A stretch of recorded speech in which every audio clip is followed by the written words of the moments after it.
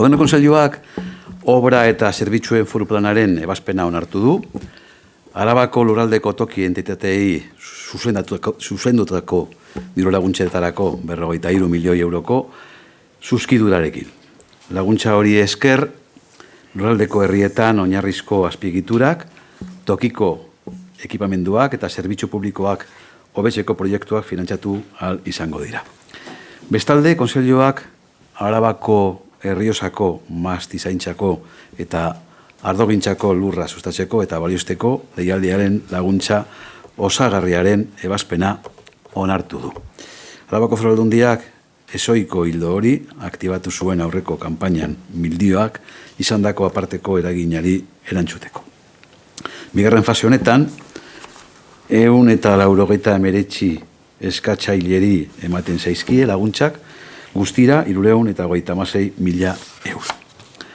Aldi berean, Kontseiluak genero ikuspegia duten hezkuntza proiektutarako laguntzen deialdiaren ebazpena onartu du. Ekimenek berdintasuna eta herritarren konpromisoa sustatzea helburu duten ekintzak jasotzen dituzte. Deialdiak 400.000 euroko aurrekontua du, hau da, aurreko urtean baino 55.000 euro gehiago.